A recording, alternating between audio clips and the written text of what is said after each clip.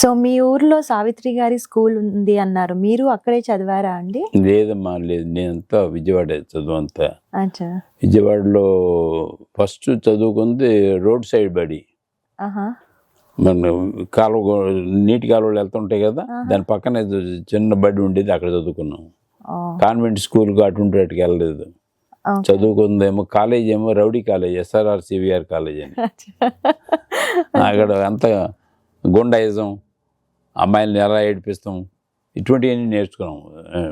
1 year full time నేర్చుకున్నదంతా అదే, how to talk to girls. And అమ్మాయిలను ఎలా ఏడిపించాలి, ఎన్ని ధైర్యంగా వెళ్తాం, వెళ్ళి మాట్లాడటం ఏంటి, ఆ కాన్ఫిడెన్స్ తో పైకి వచ్చాము. వావ్. సో మీరు రోడ్ సైడ్ బడి అంటున్నారు, రౌడీ కాలేజ్ అంటున్నారు, మీరు కూడా ఎంతమంది వెనకబడినరు? వెనక పడటం కన్నా మనం practice, basically practice makes perfect కదా. అప్రోచ్ అవ్వటం, మనం పెద్ద ఆయనకి వెళ్ళి ఇంటర్వ్యూ ఇచ్చినట్టుగానే ఒక అమ్మాయిని వెళ్ళి ఏ విధంగా మాట్లాడాలి, అందువలన ఈ రోజు వరకు నేను ప్రాక్టీస్ చేస్తాను. How to talk to strangers, what conversations you can make.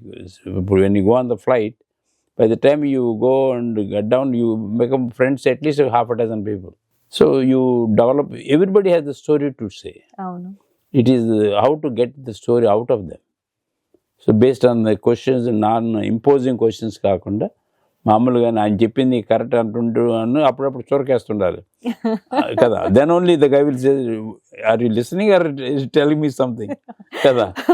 అయితే అంటే మీ మళ్ళీ ఇంటర్వ్యూ మీ వైఫ్ చూస్తే ఇంకెలానో ఉంటుంది. బట్ మా వైఫ్ తెలియని ఇంటర్వ్యూలు ఏమన్నాయి, సో నేను అడిగాను కూడా ఇంటర్వ్యూకి వస్తావా అని, నా తరపు నువ్వే చెప్తావు బాగానే చెప్పింది.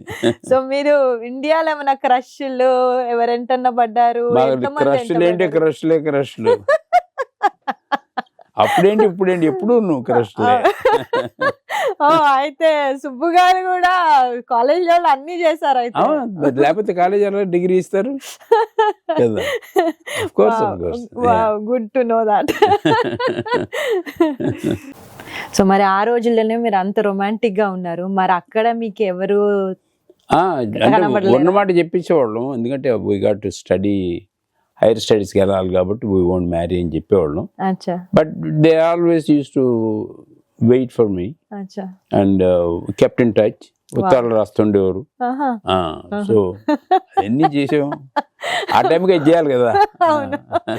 సో అక్కడ ఎవరు ఇది చేసుకోలేరు, ఇక్కడికి వచ్చే మ్యారేజ్ కూడా చేసేసుకున్నారు మీరు. అవును, అందువల్ల అందరి హార్ట్స్ అక్కడ బ్రేక్ అయిపోయాయి. బ్రేక్ అయింది, మళ్ళీ పుట్టుకెళ్తారు కదా. అదేం లేదు, బట్ ఉన్నమాట చెప్పాలి, దీని దారి అదే కదా. There is no issue.